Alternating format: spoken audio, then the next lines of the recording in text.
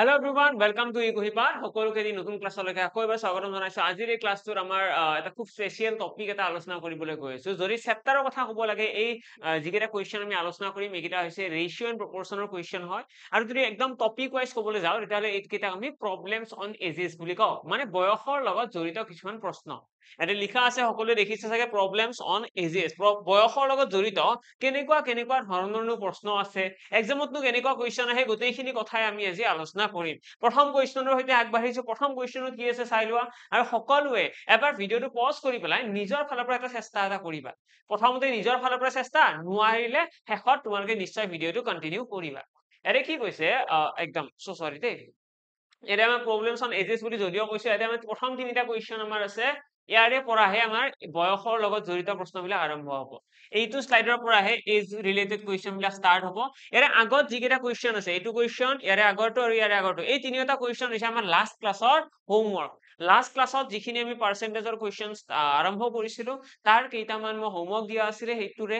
লাষ্টৰ তিনিটা কুৱেশ্যন মই ইয়াতে প্ৰথমতে কৰি দিছো। অকে, তোমালোকৰ এনচাৰ কেইটা মিলিছে নে নাই সকলোৱে চাই ল'বা। এতিয়া কৈছে, in a school president election between two candidate, one candidate got 30% of the total valid vote. তো আমাক কৈছে এখন স্কুলৰ এটা ইলেকশ্যন হৈছে, তাতে কি হৈছে, এজন ল'ৰাই কিমান পাইছে, 30% ভোট পাইছে, কিহৰ, ভ্যালিড ভোটৰ।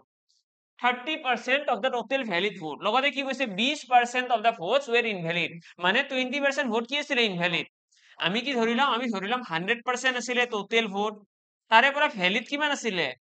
ভ্যালিড গম পোৱাৰ কাৰণে প্ৰথমতে ইনভ্যালিড চাই লোৱা। ইনভ্যালিড আছে 20%, মানে 20% ভুল হৈছে ভোট, বাকি 80% কি হ'ব, ভ্যালিড ভোট। আৰু এই যিখিনি ভ্যালিড ভোট আছে, এই ভ্যালিড ভোটৰ কিমান পাৰ্চেন্ট এজন ল'ৰাই পাইছে, তো ভ্যালিড ভোটৰ 30% পাইছে এজন ল'ৰাই, মানে কিমান হ'ব, ইয়াৰে 30% উলিয়ালে তোমালোকে দেখিবা 24%, মানে এজনে পাইছে 24%, আৰু বাকি 56% কোনে পাব, আনজন ল'ৰাই পাব, কাৰণ দুজন কেণ্ডিডেটে ইলেকশ্যনটো খেলিছে। যদি আমাক 30% বুলি কৈছে ভ্যালিড ভোটৰ, মানে মিনিংটো এনেকুৱা নহয় জানো, 80ৰ 30%, 30% অফ দ্য ভ্যালিড ভোট। তো এইখিনি কেলকুলেট কৰিলে 24 আহিব, মানে এজন কেণ্ডিডেটে কিমান পাব, 24% ভোট, আৰু এজনে যদি 24 পায়, টোটেল ভ্যালিড ভোট আছে 80, তাৰে এজনে পাইছে 24, মানে বাকি কিমান ৰৈ গ'ল, 56, এইটো কোনে পাব, আনজন কেণ্ডিডেটে। আমাক এটা কুৱেশ্যন কৰিছে, if the total number of votes was 2500, যদি টোটেল ভোট 2500 আছিলে, then the number of valid votes that the other candidate got, মানে আনজন প্ৰাৰ্থীয়ে কিমানটা ভোট পাইছে, তো আনজন কেণ্ডিডেটে পাইছে 56% ভোট। টোটেল ভোট মানে হৈছে 100%, আৰু সেইটোক আমি কাৰ সমান বুলি কম, 2500। এৰে পৰা 0 কাট কৰিলে তোমালোকে পাই যাবা 1% ইকুৱেল কিমান, 1% ইকুৱেল 25। 1% ইকুৱেল যদি 25 হয়, আমাক উলিয়াব কি দিছে, 56%, মানে আমি কি কৰিব লাগে, ইয়াৰে লগত 56 মাল্টিপ্লাই, আৰু ইয়াৰে লগতে 56 টা মাল্টিপ্লাই কৰিলে কিমান আহিব এনসাৰ, ইয়াৰে আহিব আমাৰ 1250, আৰু লগতে আহিব আমাৰ 4 5 6 ন, 150, তো 13 1400, 1400, মানে আমি গম পাই যাওঁ আনজন প্ৰাৰ্থী কিমান হ'ব, 1400। পূৰণ কৰি চোৱা, 25 6 গুণ 150, 0 15 টা থাকি গ'ল, 25 5 গুণ 125 15 140। ওকে, তো 1400টা ভোট কোনে পাইছে, আনজন প্ৰাৰ্থীয়ে পাইছে। আশা কৰো সকলোৰে ক্লিয়াৰ, সকলোৱে বুজি পালে। খুব সিম্পল কুৱেশ্যন আছিলে, জাস্ট তোমালোকে এই ডায়াগ্ৰামটো বনাব জানিব লাগে, যে টোটেল ভোট 100%, তাৰে 20% ভোট ইনভ্যালিড আছিলে, আৰু 20% যদি ইনভ্যালিড হয়, বাকি 80% কি হ'ব, ভ্যালিড হ'ব। তাৰ পাছত কি কৈছে, এই 80% যে ভ্যালিড ভোট আছিলে, তাৰে ভিতৰত 30% কোনে পাইছে, 80ৰ 30%। এতিয়া ইয়াতে মেক্সিমাম ষ্টুডেণ্টে কি ভাবে, 80ৰ 30% বুলি কৈছে, মানে ইয়াতে 30% লিখিম, আৰু ইয়াতে 50 লিখিম। যদি এইটো তোমালোকে লিখিছা, তেতিয়াহ'লে গোটেই কুৱেশ্যনটো তোমালোকৰ ভুল হৈ যাব, এইটো একদমেই নহয়, 30 আৰু 50 নহয়। আমাক যেতিয়া ইয়াতে কৈছে যে 30% of the total valid vote, one candidate got 30% of the total valid vote, মানে টোটেল ভ্যালিড ভোটৰ 30% এজনে পাইছে। ইয়াৰে অৰ্থটো এইটো নহয় যে 30% পাইছে, ইয়াৰে অৰ্থটো হৈছে 80ৰ 30%। পইণ্টটো বুজিলা, এই লাইনটো তোমালোকে বুজি পাব লাগিব, যে 80ৰ 30%ৰ কথা কৈছে। আমাক কৈছে 30% of the total valid vote, তো টোটেল ভ্যালিড ভোটৰ 30%। ওকে, ডান। ওকে, নেক্সট কুৱেশ্যনৰ ফালে আহিছো। এইটো কুৱেশ্যন ইয়াতে কি কৈছে, ইয়াতে কৈছে the price of sugar is ₹10 per kg and Sita can buy 5 kg of sugar. তো সুগাৰৰ চেনিৰ দাম কিমান আছে, 10 টকা প্ৰতি কেজি, আৰু চিতাই কিমান কেজি কিনিব পাৰে, 5 কেজি কিনিব পাৰে। তাৰপিছত কি কৈছে if the price of the sugar is decreased by 90%, যদি সুগাৰৰ প্ৰাইচটো 90% কমাই দিয়া হয়, then find the percentage increase in the consumption so as to maintain the expenditure as before. তো আমাক কৈছে যদি দামটো 90% কমাই দিয়া হয় তেতিয়া হলে সেই একেখিনি দামত কিমান কনজাম্পশন বঢ়াব লাগিব, মানে কিমান বস্তু কিনি আনিব পাৰিব যদিহে খৰচাটো সেম ৰাখিব লাগে। তো ইয়াতে যদি চাও 1 কেজি চেনিৰ দাম আছে 10 টকা, টোটাল কিমান কেজি কিনিব পাৰে চিতাই 5 কেজি, মানে কিমান টকা খৰচ কৰিব পাৰে, তো চিতাই খৰচ কৰিব পাৰে 50 টকা, ₹50। চিতাই কিমান টকা খৰচ কৰিব পাৰে 50 টকা। এতিয়া এই 50 টকা যে চিতাই খৰচ কৰিছে 5 কেজি কিনিছে ন 10 টকাকৈ, এই 50 টকাটো পিছতো খৰচ কৰিব, মানে খৰচটো ফিক্স। চেনি 50 টকাৰে কিনিব,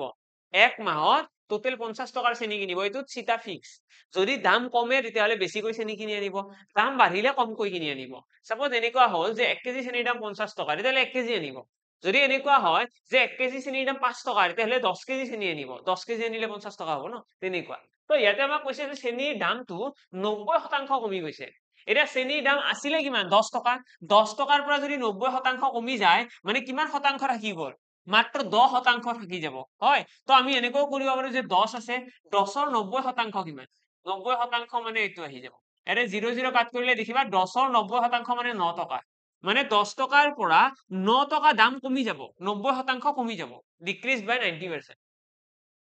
90% কি হৈছে কমি গৈছে, কমি গৈছে মানে কিমান থাকিব, এতিয়া 1 টকা হৈ গ'ল চেনিৰ দাম। এতিয়া 1 টকা যদি চেনিৰ দাম হয়, যে চেনিৰ দাম হৈছে 1 টকা 1 কেজি, 90% দাম কমি গৈছে ন। এতিয়া 1 টকা যদি কমি গৈছে, দাম যদি 1 টকা হৈছে, ডিক্ৰিজ বাই 90% বুলি কৈছে, মানে 9 টকা কমি যাব 1 টকা থাকিব। এতিয়া 1 টকা প্ৰতি কেজি চেনিৰ দাম, টোটেল খৰচ কিমান কৰিব 50 টকা। এতিয়া 50 টকাত কিমান কেজি চেনি পাব, 50 টকাত 50 কেজি পাব। যদি 1 টকাত 1 কেজি হয় 50 টকাত 50 কেজি চেনি পাব। আগতে কিমান চেনি আছিলে, আগতে চেনি কিনিছিল মাত্ৰ 5 কেজি, এতিয়া কিমান কিনি আছে 50 কেজি। তো কিমান বাঢ়ি গ'ল এতিয়া, এতিয়া কনজাম্পশন বাঢ়ি গৈছে 45 কেজি, 45 কিলো বাঢ়ি গৈছে। ইনটু 100 কৰি দিয়া তোমালোকৰ ডাইৰেক্ট এনসাৰটো আহি যাব। তো ইয়াতে আহি গ'ল 5 9 গুণ 45 অৰ্থাৎ 900%। কিমান পাৰ্চেন্ট ইনক্ৰিজ হৈছে কনজাম্পশন, কনজাম্পশন আমাক কি দিছে, find the percentage increase in the consumption. তো কনজাম্পশনৰ পাৰ্চেন্টেজ কিমান ইনক্ৰিজ হ'ব লাগিব, কিমান কম 900%, 900% কনজাম্পশন ইনক্ৰিজ হ'ব লাগিব, so that to maintain the expenditure as before। আশা কৰো ক্লিয়াৰ।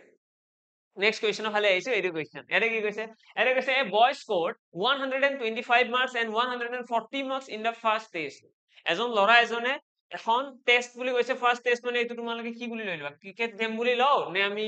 এছ পাৰফৰমেন্স বুলি কৈছে আমি মাৰ্ক বুলি ল'ব পাৰো। ফাৰ্ষ্ট টেষ্ট বুলি কৈছে যেতিয়া আমি ইউনিট টেষ্ট বুলি ধৰিব পাৰো বা টেষ্ট মেথছ বুলি ধৰিব পাৰো। ওকে, এটা মাৰ্কস বুলি কৈছে ন, মাৰ্কস বুলি কৈছে মানে নম্বৰে হ'ব অবভিয়াছলি, এক্সামৰ কথা কৈছে। এজন ল'ৰাই কিমান স্কোৰ কৰিছে 125 নম্বৰ আৰু 140 নম্বৰ প্ৰথম পৰীক্ষাটোত, এটা first test. and the second test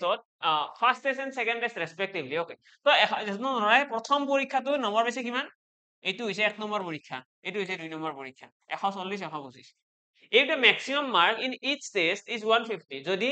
এই প্ৰতিটো পৰীক্ষাতে 150 আছিল টোটেল মাৰ্ক আছিল 150, then the percentage increase in his performance, performance কিমান ইনক্ৰিজ হৈছে, পাৰফৰমেন্স কিমান ইনক্ৰিজ হৈছে চোৱা, আগতে পাইছিলে 125, কিহৰ তুলনাত 150ৰ তুলনাত, 150ৰ তুলনাত 125 পাই আছিলে, মানে কিমান পাৰ্চেন্টেজ হ'ব, ইনটু 100 কৰি দিয়া এটা পাৰ্চেন্টেজ পাই যাম। ঠিক তেনেদৰে আগতে পাই আছিলে কিমান 150ৰ তুলনাত 140, ইনটু 100 কৰি দিয়া ইয়াতো এটা পাৰ্চেন্টেজ পাই যাম। এনে আমি 0 0 কাট কৰিব পাৰিম, 5ৰে এইটো কাটিলে 3 বাৰ, 5ৰে এইটো কাটিলে 2 বাৰ। এইখিনি সলভ কৰিলে দেখিবা 125 দুগুণ কিমান হ'ব 250, 250 ডিভাইড বাই 3, ইমান পাৰ্চেন্টেজ। মানে মানুহজনৰ আগতে আছিলে এইটো পাৰ্চেন্টেজ নম্বৰ, তাৰে পিছত কি হৈ গ'ল, তাৰে পিছত পাৰ্চেন্টেজটো এতিয়া বাঢ়িব, 5 2 গুণ 10, আচ্ছা 5 3 গুণ 15 হ'ব, 5 3 গুণ 15, ইয়াতে আহি গ'ল 5 2 গুণ 10, ইয়াতে আহি গ'ল 280 ডিভাইডেড বাই 3। ওকে, তো এইটো হৈ গ'ল আমাৰ এটা পাৰ্চেন্টেজ, মানে আগতে একদম প্ৰথম পৰীক্ষাটোত ল'ৰাজনৰ নম্বৰ আছিলে ইমান শতাংশ, দ্বিতীয় যোনটো পৰীক্ষা আছে সেকেন্ড এক্সাম তাত নম্বৰ আছে ইমান শতাংশ। এতিয়া ইয়াতে আমাক কুৱেশ্যন কৰিছে যে প্ৰথম পৰীক্ষাটোৰ তুলনাত দ্বিতীয় পৰীক্ষাটোত কিমান শতাংশ বৃদ্ধি হৈছে, আমি যদি প্ৰথম পৰীক্ষাটোৰ তুলনাত দ্বিতীয় পৰীক্ষাটোত কিমান শতাংশ বৃদ্ধি হৈছে উলিয়াবলৈ যাওঁ তেতিয়াহ'লে আমি চাব লাগিব কাৰ তুলনাত চাম প্ৰথম পৰীক্ষাটোৰ তুলনাত মানে প্ৰথম পৰীক্ষাটোত কিমান নম্বৰ পাইছিলে প্ৰথম পৰীক্ষাটোত নম্বৰ পাইছিলে 250 ডিভাইডেড বাই 3 এইখিনি নম্বৰ পাইছিলে ইয়াৰে তুলনাত সেকেন্ড পৰীক্ষাটোত কিমান পাইছে সেকেন্ড পৰীক্ষাটোত পাইছে 280 বাই 3 মানে কিমান বেছিকৈ পালে ইয়াৰে ডিফাৰেন্সটো ওলাই লোৱাচোন 280 divided by 3 minus 250 by 3 কৰিলে কিমান আহিব ক্যালকুলেশন কৰিলে 30 by 3 আহিব মানে ইমান নম্বৰ বেছিকৈ পাইছে 30 by 3 মানে কটাকটি কৰিলে 10 বাজ যাব তো আমি এইখিনি নম্বৰ বেছিকৈ অহা বুলি কম আমি ইয়াৰে ক্যালকুলেশনটো কেনেকৈ কৰিছো মই দেখাই দিছো দে এবাৰ 280 by 3 মাইনাস কৰিছো 250 divided by 3 মানে আগতে পাইছিলে এইটো নম্বৰ এতিয়া পাইছে এইটো নম্বৰ কিমান বেছিকৈ পালে আমি সেই বেছি নম্বৰটো ওলাই লৈছো যে 30 by 3 আহিব যিখিনি ক্যালকুলেট কৰিলে আমি ফাইনালি পাম 10 by 10 only 10 তো এইখিনি আছিলে আগৰ নম্বৰ এতিয়া পাইছে 10 নম্বৰ বেছি ইনটু 100 কৰি দিয়া এইটো হ'ব ফাইনাল আনসাৰ তিনিটো ইয়াতে তোমালোকে ক্ৰস মাল্টিপ্লাই কৰিলে ওপৰত গুচি যাব থ্ৰিটো ওপৰত উঠাই দিয়া দেন তোমালোকে ইয়াতে 0 0 কাট কৰিব পাৰিবা 25 এৰ এইটো কাটি দিয়া 4 বাৰ দেন 4 3 গুণ 12% মানে 12% নম্বৰ কি হৈছে আগৰ তুলনাত ইনক্ৰিজ হৈছে আশা কৰো ক্লিয়াৰ তো আগতে পাই আছিল 125 তাৰে তুলনাত 15 নম্বৰ বাঢ়িছে অৰ্থাৎ 12% বৃদ্ধি পাইছে এতিয়া এইটো কোৱেশ্চন তোমালোকে এনেকৈও কৰিলে সলভ কৰিব পাৰিবা আৰু কিবা অল্টাৰনেটিভ ওয়েজ আছে নে অল্টাৰনেটিভ ওয়েজ আৰু কিবা আছে জানো আমি ইয়াতে যদি এনেকুৱা এটা এপ্ৰোচ লগাও আমি সাপোজ কৈ দিলো 125 আছিল আগৰ নম্বৰ 125 ৰ তুলনাত কিমান বাঢ়িছে 15 নম্বৰ বাঢ়িছে 125 ৰ তুলনাত ইনটু 100 এইটো কৰিলে 25 5 গুণ 125 25 4 গুণ 100 এটা সব পাঁচেৰে এইটো কাটি দিলে 5 3 গুণ 15 অৰ্থাৎ 12% এনেকৈ কৰিলেও তোমালোকৰ ইনস্ট্যান্টলি আনসাৰটো ইয়াৰে ওলাই আছিলে তোমালোকে ইয়াতে দেখি আছে 125 নম্বৰ পাইছিলে আগতে এতিয়া 140 পাইছে কিমান বেছি কৈ পালে 15 নম্বৰ এটা বেছি কৈ পাইছে এতিয়া এই 15 নম্বৰটো বেছি কৈ পালে কাৰ তুলনাত 125 ৰ তুলনাত মানে আগতে পোৱা নম্বৰৰ তুলনাত তো 125 ৰ তুলনাত 15 এটা বেছি কৈ পাইছে ইনটু 100 এইখিনি ক্যালকুলেট কৰিছো 12% আমাৰ ইয়াতেও আনসাৰ আহিছে আইদাৰ তোমালোকে এইটো মেথডত কৰিব পাৰা যিটোৱে বহুত বেছি টাইম কনজিউমিং হয় অৰ তোমালোকে এইটো মেথডত কৰিব পাৰিবা এটা লাইনতে আনসাৰটো আহি গ'ল নেক্সট কোৱেশ্চনৰ ফালে আহিছো এইটো কোৱেশ্চন ইয়াতে আমাৰ কি হৈ গ'ল এতিয়া আমাৰ আৰম্ভ হৈ গ'ল এজ ৰিলেটেড প্ৰবলেম যিখিনি আমি আজিৰ ক্লাছৰ গোল আছিলে আজি আমি প্ল্যানিং বনাইছিলো যে আমি এজ ৰিলেটেড কুৱেশ্চন পঢ়া আৰম্ভ কৰিম প্ৰতিটো কুৱেশ্চনে এবাৰ এবাৰ তোমালোকে সকলোৱে চেষ্টা কৰা এটা কৈছে the ratio of ages of two student is 3:2 দুজন লৰাৰ বয়সৰ অনুপাত কিমান হয় 3:2 one is older to the other এজন আনজনতকৈ বয়সস্থ other by 5 years এজন আনজনতকৈ 5 বছৰে বয়সত ডাঙৰ what is the age of the younger student তো ফাৰ্স্ট কথা আমাক ৰেশিওটো দিয়া আছে এটা ৰেশিওৰ পৰা অৰিজিনাল বয়স উলিয়াব পাৰি নে নিশ্চয় পাৰি তো 3x আৰু 2x আমি কৈ দিম বয়স আমাক কৈছে এজন আনজনতকৈ 5 বছৰে ডাঙৰ মানে 3x ৰ পৰা 2x বিয়োগ কৰিলে কিমান আহিব লাগে 5 বছৰ তো x ইকুৱেল আহি গ'ল 5 x ৰ ভ্যালুটো যেনেকৈ 5 আহিছে আমি ইয়াতে সৰু ল'ৰাজনৰ বয়স উলিয়াব নোৱাৰিম জানো নিশ্চয় পাৰিম সৰু ল'ৰাজনৰ বয়স কিমান 2x মানে 10 বছৰ সৰুজনৰ বয়স 10 বছৰ ডাঙৰজনৰ বয়স 15 বছৰ এইটোৱে হৈ গ'ল আমাৰ ফাইনাল আনসাৰ নেক্সট কুৱেশ্চনৰ ফালে আহিছো এইটো কুৱেশ্চন এতিয়া এইটো কুৱেশ্চন ট্ৰাই কৰা তোমালোকে প্ৰতিটো কুৱেশ্চনে এবাৰ নিজৰ ফালৰ পৰা কিন্তু ট্ৰাই কৰিবা দেই এনেকুৱা নহয় যে ট্ৰাই একদমেই নকৰো কি কৈছে ইয়াতে আমাক কৈছে the ratio of the present age of two brothers is 1:2 দুজন ভায়েকৰ বৰ্তমান বয়সৰ অনুপাত দিয়া আছে 1:2 and 5 years back the ratio was 1:3 মানে 5 বছৰ আগত কি আছিল 1:3 এটা এইটো কুৱেশ্চন সলভ কৰাৰ না দুটা টেকনিক আছে আমাক এটা কৈছে what will be the ratio of their ages after 5 years আমি এইটো কুৱেশ্চন সলভ কৰাৰ আমাৰ দুটা টেকনিক আছে এটা হল আমি এটা স্পেশাল মেথড ইউজ কৰিব পাৰো আৰু এটা হল আমি বেসিক মেথড ইউজ কৰিব পাৰো প্ৰথমতে আমি বেসিক মেথডত সলভ কৰি দাও তাৰপিছত স্পেশাল মেথড ইউজ কৰিম আমাক কৈছে বৰ্তমান বয়সৰ অনুপাত 1:2 মানে 1/2 বুলিও ক'ব পাৰিম তাৰপিছত কৈছে 5 years back মানে 5 বছৰ পিছত এটা 5 বছৰ পিছত বুলি ক'লে আমি যদি ইহঁতৰ বৰ্তমান বয়স 1/2 বুলি কওঁ এইটোক যদি আমি অৰিজিনাল উলিয়াব লাগে আমি কি কৰিব লাগিব আমি x by twice x বুলি ক'ব লাগিব ন x by twice x এইটো হৈছে বৰ্তমান বয়স এক্স্যাক্টলি আৰু এই বয়সৰ পৰা 5 বছৰ আগত মানে -5 5 বছৰ আগত সিহঁতৰ বয়সৰ অনুপাত কিমান আছিল 1:3 অৰ্থাৎ 1/3 হি গ'লনে আমাৰ ৰেশিও কিটো আমি কি কৰিছো বৰ্তমান বয়সৰ যিটো ৰেশিও আছে সেই ৰেশিওটোৰ পৰা অৰিজিন ওলাই লৈছো অৰিজিন কিমান হ'ব এইটো হৈছে 1:2 মানে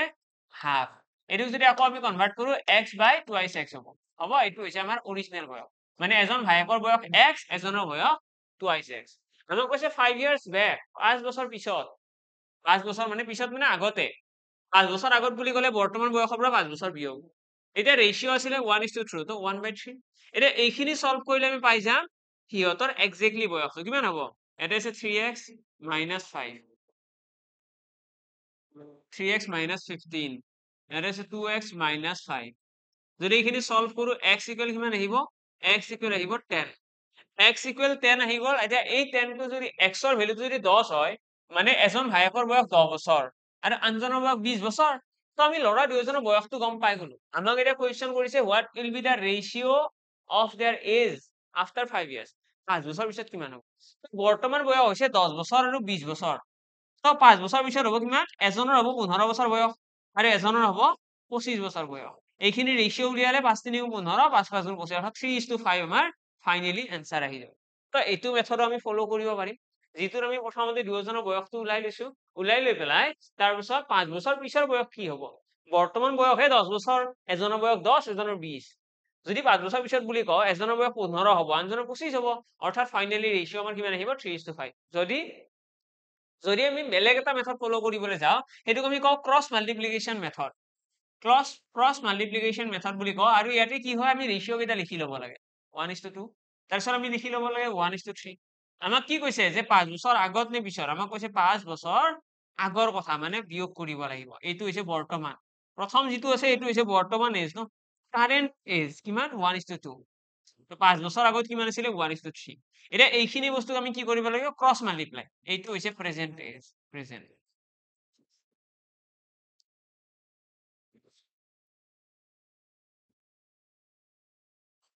প্ৰেজেন্ট আৰু এইটো হৈছে আমাৰ 5 ইয়াৰ্স এগো 5 ইয়াৰ্স এগো 5 বছৰ আগত ওকে তাৰপিছত ইয়াতে যদি ক্ৰস মাল্টিপ্লাই কৰো 3 ৰ লগত 1 পূৰণ হ'ব 3 × 3 2 × 2 ক্ৰস মাল্টিপ্লাই মানে মই বেলেগ এটা কালাৰে দেখাই দিছো এটো 3 ৰ লগত 1 পূৰণ হ'ব 2 ৰ লগত 1 পূৰণ কৰি পেলাই ইহতৰ ডিফাৰেন্স কিমান আহিব ইহতৰ ডিফাৰেন্স তোমালোকে দেখিবা 1 অৰ্থাৎ 1 ৰেশিও ইকুৱেল কি হ'ব এবাৰ এইটোৰ লগত এইটো পূৰণ এবাৰ একৰ লগত 5 পূৰণ 3 5 গুণ 15 5 1 গুণ 5 15 আৰু 10 ৰ পাৰ্থক্য কিমান 10 মানে 1 ৰেশিও ইকুৱেল আহি গ'ল 10 যদি r ইকুৱেল যদি 10 হয় তেতিয়ালে 1 ৰেশিও মানে কিমান আহিব তো 1 ৰেশিও মানে আমি কৈ দিম 10 বছৰ 2 ৰেশিও মানে আহিব আমাৰ 20 বছৰ তো এনেকৈ আমি হিহঁতৰ কাৰেন্ট টেষ্টটো পাই যাম আৰু কাৰেন্ট টেষ্টটো যদি গম পাই যাও 5 বছৰ পিছত কিমান হ'ব এজনৰ 15 এজনৰ 25 তো এনেকৈ আমি এইটো মেথডতো আনসাৰ উলিয়াব পাৰিম এই দুইটা মেথডৰ বহুত বেছি ডিফাৰেন্স তো নাই দুইটা সেমই হয় কেৱল এইটোত আমি একদম বেসিক ইউজ কৰি আছো কিন্তু এইটো মেথডৰে এটা এডভান্স লেভেল হৈছে এইটো মেথড এইটোৰ এডভান্টেজ হৈছে এইটো একদম ইজিলি ডাইৰেক্টলি এনসাৰটো উলাই দিয়ে ডাঙৰ ডাঙৰ ডাটা থাকিলেও ইয়াতে অকনমান আমি সলভ কৰিবলৈ টাইম লাগিব আৰু ডাটা বিলাক ট্ৰান্সফাৰ কৰিব লাগে তো অলপমান এইটো দেখিবলৈ অলপমান কমপ্লেক্স নেক্সট আহিছো এইটো কোৱেশ্চনৰ ফালে এইটো কোৱেশ্চন এটা ট্ৰাই কৰা সকলোৱে কৈছে the sum of the age of a father and his son is 100 years দেউতাক আৰু পুতেকৰ বয়সৰ যোগফল কিমান আছে father plus son equal আছে 100 years তাৰপিছত 5 years ago their age were in the ratio of 2:1 5 বছৰ আগৰ কথা কৈছে 5 বছৰ আগত সিহঁতৰ বয়সৰ অনুপাত 2:1 আছে okay the ratio of the age of father and son after 10 years এটা সয়টো কোৱেশ্চন সলভ কৰিবলে তোমালোকে যদি অলপমান কমপ্লিকেটেড কৰি ভাবিব যোৱা ন কোৱেশ্চনটো বহুত বেছি কমপ্লিকেটেড হৈ যাব কোৱেশ্চনটো বহুত বেছি ইজি হয় কেনেকে ইজি চোৱা ফাদাৰ আৰু সনৰ এইটো হৈছে বৰ্তমান বয়সৰ যোগফল 100 ইয়াৰ্স ন বৰ্তমান সিহঁতৰ 100 ইয়াৰ্স এটা তোমালোকে কোৱা 5 বছৰ আগত কি হ'ব 5 বছৰ আগত দেউতাকৰ বয়সটো 5 বছৰ কমিবনে আজি মোৰ বয়স যদি 30 বছৰ হয় আজি যদি মোৰ বয়স 30 তেতিয়া হলে আজিৰ পৰা 5 বছৰ আগত মোৰ বয়স কিমান আছিল কোৱা আজি যদি মোৰ বয়স 30 হয় আজিৰ পৰা 5 বছৰ আগত মোৰ 25 আছিল ঠিক তেনেদৰে তোমালোকৰ বয়স কিমান আছিল 5 বছৰ আগত তোমালোকৰ বয়স 5 বছৰ কম থাকিব ন এতিয়াৰ তুলনাত তো ইয়াতেও তেনেকুৱা ইয়াতে দেউতাকৰ বয়সটো অকল নকমে পুতেকৰ বয়স 5 বছৰ কমিব আলটিমেটলি দুয়োজনৰে 5 বছৰ 10 বছৰ কমিব টোটেল যদি যোগ কৰো তো আলটিমেটলি আমি 100 টোৰ পৰা 10 বছৰ এটা বিয়োগ কৰিলে কি পাম 90 বছৰ এইটো হৈছে 5 বছৰ আগৰ সিহঁতৰ বয়সৰ যোগফল বুজি পালা 5 বছৰ আগৰ সিহঁতৰ বয়সৰ যোগফল এটা 5 বছৰ আগত সিহঁতৰ বয়সৰ অনুপাত কি আছিল 2:1 মানে দেউতাক আৰু পুতেকৰ বয়সৰ যিটো ৰেশিও আছিল হেতু আছিল 2:1 তো এই ৰেশিওটো যোগ কৰিলে কিমান হ'ব 3 আৰু এই 3 ৰেশিওটো কাৰ সমান হ'ব 90 ইয়াৰ্সৰ সমান হ'ব 90 ইয়াৰ্স r ইকুৱেল কিমান আহি গ'ল 30 মানে ইয়াৰে পৰা আমি গম পাম পুতেকৰ বয়স 30 ইয়াৰ্স আৰু দেউতাকৰ বয়স কিমান হয় 60 ইয়াৰ্স এইটো কেতিয়া এইটো হৈছে 5 বছৰ আগত আমাক এটা কুৱেশ্যন কৰিছে যে আজিৰ পৰা 10 বছৰ পাছত সিহঁতৰ বয়সৰ অনুপাত কি হ'ব? তো এইটো হৈছে কিমান 5 বছৰ আগৰ কাহিনী মানে বৰ্তমান এজ কিমান প্ৰেজেন্ট এজ হ'ব 65 5 বছৰ পিছতহে বৰ্তমান আহিব ন এই যিটো ৰেচিঅ আছে এইটো হৈছে 5 বছৰ আগৰ কাহিনী তো প্ৰেজেন্ট এজ হৈছে 65 আৰু আফটাৰ 10 ইয়াৰ্স বুলি ক'লে কি হ'ব 75 মানে 75 ইয়াৰ্সটো হৈছে 10 বছৰ পিছৰ বয়স আৰু ঠিক তেনেদৰে ইয়াতে কি হ'ব প্ৰেজেন্ট এজ হৈছে 35 আফটাৰ 10 ইয়াৰ্স হ'ব 45 ইয়াৰ্স তো 10 বছৰ পিছত 45 বছৰ আমাক এতিয়া ৰেচিঅ উলিয়াব দিছে 75 ইয়াৰ্স আৰু 45 ইয়াৰ্সৰ ৰেচিঅ অৰ্থাৎ 75:45 সলভ কৰিলে কিমান হ'ব এইটো কিমান হ'ব 5 9 গুণ 45 তাৰপিছত আমি আকৌ কাটিব পাৰিম 3 5 গুণ 15 3 3 গুণ 9 তো 5:3 আমাৰ কাৰেক্ট এনসাৰ আহি যাব ঠিক আছে 5:3 আমাৰ ফাইনালি এনসাৰ আহি যাব আমি কি কৰিছো আমি 10 বছৰ পাছত হিহঁতৰ বয়স কেইটা ওলাইছো বয়স কেইটা ওলাই পেলাই লাষ্টত কি কৰিছো the ratio of the ages of father and son তো ৰেচিঅ আমাক যেটোকে উলিয়াব দিছে আমি ৰেচিঅটো ওলাই দিছো 5:3 আমাৰ ফাইনাল এনসাৰ আহি যাব নেক্সট কুৱেশ্যনৰ ফালে আহিছো এইটো কুৱেশ্যন এটা কি কৈছে at present the ratio of the ages of Maya and Saya is ইমান বৰ্তমান হিহঁতৰ বয়সৰ অনুপাত এইটো 15 years from now the ratio will get changed to ইমান আৰু বৰ্তমানৰ পৰা 15 বছৰ পিছত হিহঁতৰ ৰেচিঅ কিমান হ'ব 9:8 আমাক এটা কৈছে মায়াস প্ৰেজেন্ট এজ কি মায়াৰ বৰ্তমান বয়স তো আমি যদি কওঁ মায়া আৰু ছায়াৰ বৰ্তমান বয়স কিমান হ'ব 6x আৰু 5x ক'ব পাৰি মায়া আৰু ছায়াৰ বৰ্তমান বয়স 6x আৰু 5x এটা ইয়াৰে লগত কি কৈছে আফটাৰ 15 ইয়াৰ্স মানে ইয়াতে এটা 15 বছৰ যোগ হ'ব ইয়াতে এটা 15 বছৰ যোগ হ'ব এইটা যোগ কৰাৰ পাছত আমি যেটো ৰেচিঅ পাম সেইটো কিমান হ'ব এই ৰেচিঅটো হৈছে 9:8 এতিয়া এইখিনি তোমালোকে সলভ কৰি পেলাই x ৰ মানটো উলিয়াব লাগে x ওলাল মানে আমাৰ এনসার ওলাল তো 6 8 গুণ 48x 15 8 গুণ 120 9 5 গুণ 45x আৰু 15 9 গুণ 132 এইখিনি যদি আকৌ সলভ কৰো কিমান আহিব 45 এইপিনে আনি দিয়া 3x 120 তো এইপিনে গুচি গলে 15 x ইকুয়াল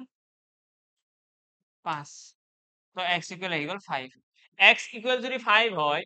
বর্তমান বয়স আমাক কি উলিয়াব দিছে present age of Maya's present age তো মায়ার টু ইয়ারে মায়া হইছে 6 রেশিও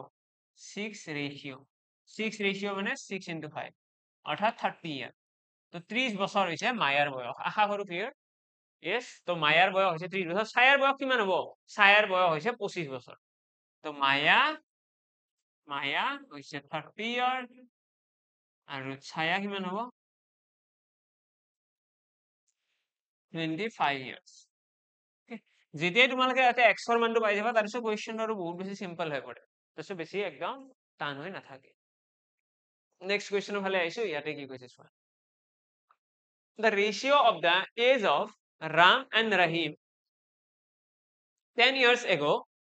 was 1:3 ৰাম আৰু ৰহিমৰ কথা কৈছে ৰেচিঅ'ৰ কথা কৈছে অনুপাত দিয়া আছে 10 years ago মানে 10 বছৰ আগৰ 1:3 তো 10 বছৰ আগৰ আছিলে 1:3 the ratio of their ages 5 years hence 5 বছৰ পিছত এইটো তো আমি প্ৰথমতে কি কৰিম আমি ধৰিলাম যে ৰাম আৰু ৰহিমৰ বৰ্তমান বয়স কিমান তো ৰামৰ বয়স কৈ দিলো ৰাম আৰু ৰহিমৰ বৰ্তমান বয়স আমাৰ x বুলিও ক'ব পাৰা তোমালোকে x ৰাম আৰু ৰহিমৰ বৰ্তমান বয়স x আৰু y এটা কি কৈছে 10 বছৰ আগত সিহঁতৰ বয়সৰ অনুপাত কি আছিলে 1:3 মানে 10 বছৰ আগত মানে এনেকুৱা নহব জানো x - 10 আৰু y - 10 এইটো কিমান হ'ব এইটো হৈছে 1:3 hence 5 years মানে after 5 years মানে কি x ৰ লগত 5 যোগ y ৰ লগত 5 যোগ এইটো কিমান হৈছে এইটো কৈছে আমাক 2/3 2:3 2:3 মানে 2/3 আমাক কৈছে then the ratio of their present age বৰ্তমান বয়সৰ অনুপাত কি হ'ব তো বৰ্তমান বয়সৰ অনুপাত বুলি ক'লে আমি ইয়াতে কি কৰিব লাগিব আমি এইখিনি সলভ কৰি x আৰু y ভ্যালুটো ওলাই তো ৰেচিঅ ওলাই দিলে কাম খতম ওকে এইটো এটা তোমালোকে মেথড ফলো কৰিব পাৰিবা ইয়াতে দুটা ইকুৱেশ্যন আহিছে ইকুৱেশ্যন দুটা সলভ কৰিব লাগে আৰু যদি তোমালোকে ভাবিছা যে আমি ইকুৱেশ্যন সলভ নকৰো আমাক কিবা বেলেগ অল্টাৰনেটিভ ওয়েজ লাগে তো তোমালোকে কি কৰিব লাগিব তোমালোকে শৰ্ট ট্ৰিক এটাও ফলো কৰিব পাৰিবা ওকে এইটো মই লিখি দিলো এই ইকুৱেশ্যনটো সলভ কৰিলে তোমালোকৰ এনসাৰ আহিব ওকে 1 নম্বৰ ইকুৱেশ্যন এইটো নাম দিবা এইটো 2 নম্বৰ ইকুৱেশ্যন দুয়োটা সলভ কৰি দিয়া এনসাৰ আহি যাব যদি এইটো নকৰি পেলাই তোমালোকে ভাবিছা যে শৰ্ট ট্ৰিক লাগে শৰ্ট ট্ৰিকটো এনেকুৱা হ'ব আমি ইয়াতে কি করি আমি রেশিও কেইটা লিখি লম রেশিও কেইটা কি কৈছে এটা আছে অনুপাত 1:3 আৰু এটা কিমান আছে 2:3 ওকে এতিয়া ইয়াৰে মাজত গ্যাপ কিমান আছে চোৱা 1:3 যিটো ৰেশিও আছে এইটো হৈছে 10 বছৰ আগৰ কাহিনী আৰু 2:3 ৰেশিওটো কি হয় 2:3 যিটো অনুপাত আছে এইটো হৈছে 5 বছৰ পিছত মানে এই অনুপাত দুটাৰ মাজৰ পাৰ্থক্য কিমান 15 বছৰ ইহঁতৰ মাজৰ পাৰ্থক্য 15 বছৰ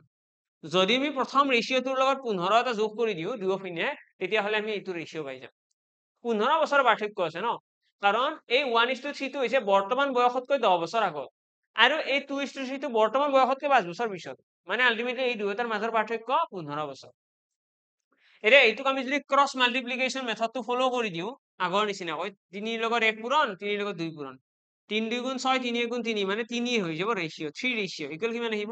এবাৰ 3 ৰ লগত এই 15 টো পূৰণ এবাৰ 2 ৰ লগত 15 টো পূৰণ ইহঁতৰ পাৰ্থক্য কিমান 15 অৰ্থাৎ r ইকুৱেল কিমান আহি গল 5 আহি গল তো আমাৰ 1 ৰেশিও ইকুৱেল কিমান আহি গল 5 আহি গল 1 ৰেশিও ইকুৱেল যদি 5 হয় 1 মানে কিমান হ'ব 1 মানে ইয়াতে কি আহিব 1 মানে ইয়াতে আহিব আমাৰ 5 বছৰ আৰু 3 মানে কিমান আহিব 15 বছৰ এতিয়া ইয়াতে যিটো আমি 15 বছৰ আহিছে 5 বছৰ আহিছে এইটো কি হয় এইটো হৈছে 10 বছৰ আগৰ কাহিনী 10 বছৰ আগত এইটো আছিল সিহঁতৰ বয়স বৰ্তমান বয়স কিমান হ'ব ইয়াৰ লগত 10 বছৰ এটা যোগ কৰি দিয়া মানে বৰ্তমান বয়সটো হ'ব 15 বছৰ আৰু এটা হ'ব 25 বছৰ ইহঁতৰ ৰেশিও কিমান হৈ গ'ল 5 3 15 5 5 গুণ 25 অৰ্থাৎ 3:5 3:5 আমাৰ ফাইনালি ইয়াতে এনসাৰ আহি যাব ওকে আশা কৰো ক্লিয়াৰ তো এইটো মেথডত তোমালোকে যেতিয়া ফলো কৰিবা কুৱেশ্যন একদম ইজিলি একদম কমকে সৰু সৰু ক্যালকুলেশনতে আহি গল আদাৰৱাইজ তোমালোকে যদি ইকুৱেশ্যন বনাই কৰিব যোৱা অকনমান দীঘলীয়া হ'ব কিন্তু এনসাৰটো তাতেও সেমে আহিব ওকে মই ইকুৱেশ্যন এটা বনাই দিছিলো তোমালোকে সেই ইকুৱেশ্যনটো এবাৰ সলভ কৰি চাই ল'ব পাৰিবা নেক্সট আহিছো এইটো কুৱেশ্যনৰ ফালে ইয়াতে কি কৈছে the ratio between Sumit and Prakash is at present is 2:3 okay Sumit আৰু প্ৰকাশৰ বৰ্তমান বয়স হৈছে 2:3 Sumit is 6 years younger than Prakash Sumit is প্ৰকাশতকৈ 6 বছৰে ডাঙৰ the ratio of Sumit's age to Prakash is after 6 years will be 6 বছৰ পিছত ইহঁতৰ বয়সৰ ৰেশিও উলিয়াব দিছে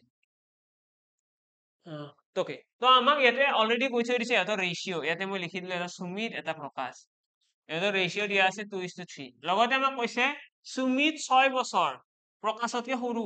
সুমিত হৈছে প্ৰকাশতকৈ 6 বছৰ সৰু ইয়াতে যদি ৰেশিওত চাও ৰেশিওটো 1 ৰেশিও সৰু তো এই 1 ৰেশিওটো 6 বছৰৰ সমান মানে ইয়াৰে পৰা আমি ক'ব পাৰিম সুমিতৰ বয়স হৈছে 12 বছৰ আৰু প্ৰকাশৰ বয়স হৈছে 18 বছৰ ইহঁতৰ বয়স কেইটা যদি গম পায়ে যাও সুমিতৰ বয়স আৰু প্ৰকাশৰ বয়স তেতিয়াহ'লে the ratio of Sumit age to Prakash age after 6 years তো 6 বছৰ পাছত সিহঁতৰ বয়সৰ অনুপাত কি হ'ব এইটো হৈছে বৰ্তমান বয়স এইটো হৈছে বৰ্তমান বয়স 6 বছৰ পাছত কি হ'ব 6 বছৰ পাছত সুমিতৰ বয়স হ'ব 18 বছৰ আৰু প্ৰকাশৰ বয়স কিমান হ'ব 24 বছৰ এইখিনি সলভ কৰিলে 6 3 গুণ 18 6 4 গুণ 24 অৰ্থাৎ 3:4 হৈ পৰিব 6 বছৰ পাছত সিহঁতৰ বয়সৰ অনুপাত আশা কৰো ক্লিয়াৰ Yes, next. মই ইয়াতে জনাই দিও যে যদি কোনোবাই এই JEE এক্সামটোৰ কাৰণে পঢ়ি আছে ভাবি আছে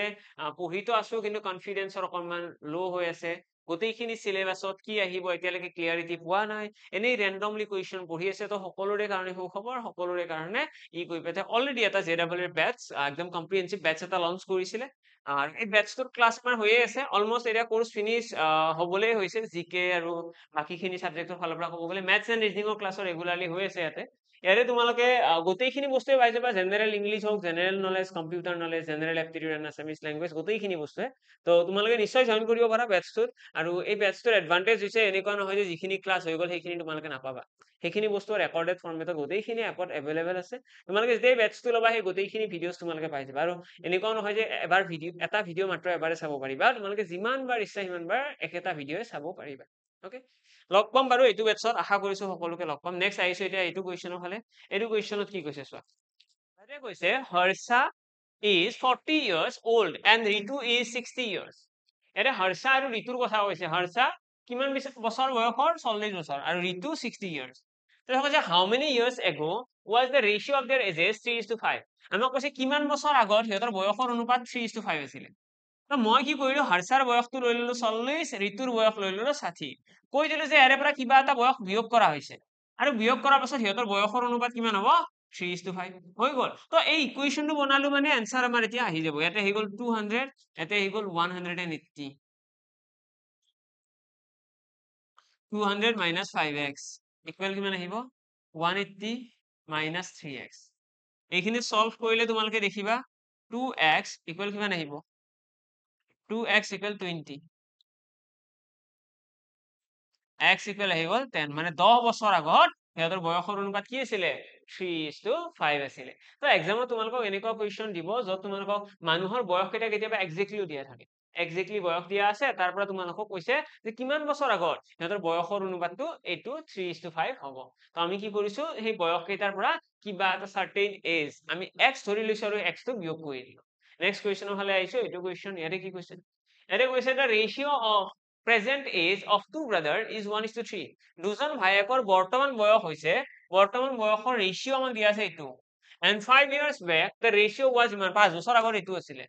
what will be the ratio of their ages after 5 years বৰ্তমান বয়সৰ অনুপাত দিয়া আছে 1:2 আমাক কৈছে 5 বছৰ আগত মানে 5 বছৰতে ইয়াৰে পৰা বিয়োগ কৰি দিয়া -5 years 5 বছৰ আগত কি আছিলে 5 বছৰ আগত সিহঁতৰ বয়সৰ অনুপাত আছিলে 1:3 এতিয়া ইয়াতে আৰু লগতে কি কৈছে আফটাৰ 5 ইয়াৰ্স সিহঁতৰ ৰেশিও কি হ'ব প্ৰথমতে সিহঁতৰ বয়স কেইটা ওলাই লোৱা কেনেকে ক্ৰস মাল্টিপ্লাই কৰি দিয়া ক্ৰস মাল্টিপ্লাই কৰিলে ইয়াতে কি আহিব 1 ৰেশিও অৰ্থাৎ r ইকুৱেল কিমান আহিব 10 বছৰ r ইকুৱেল যদি 10 হয় মানে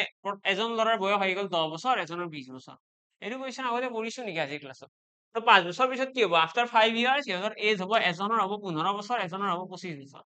মানে 3:5 আমাৰ ফাইনালি এনসাৰ আহিব তো 5 বছৰ পাছত সিহঁতৰ বয়সৰ অনুপাত 3:5 হৈ পৰিব আগতে কৰা যেন লাগে এইটো কুৱেশ্যন দুবাৰ হ'ল চাগে বাৰু নেক্সট এইটো কুৱেশ্যনত কি কৈছে আৰে কৈছে 4 years ago the ratio of the ages of a and b was 2:3 4 বছৰ আগৰ কথা কৈছে 4 বছৰ আগত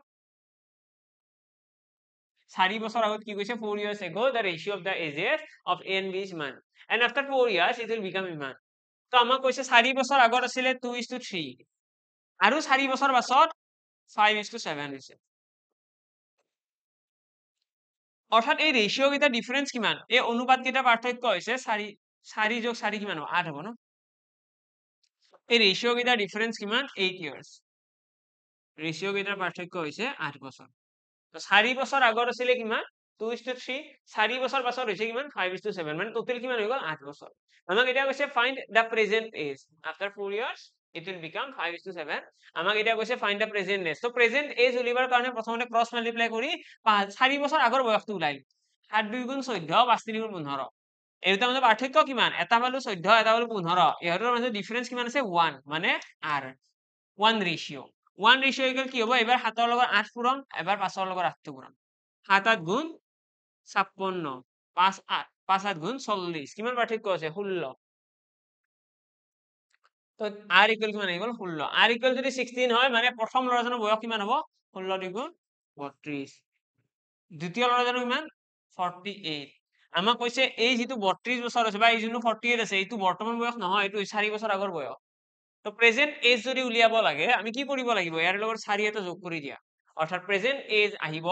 এজনৰ 36 আৰু এজনৰ 52 এইটোৱে হৈছে আমাৰ ফাইনাল আনসাৰ এজন মানুহৰ বৰ্তমান বয়স কিমান হ'ব 32 যোগ 4 কৰিলে 36 এজনৰ বয়স হ'ব 48 প্লাস 4 52 নেক্সট কুৱেশ্যনৰ ফালে আহিছো এইটো কুৱেশ্যন ইয়াতে কি কৈছে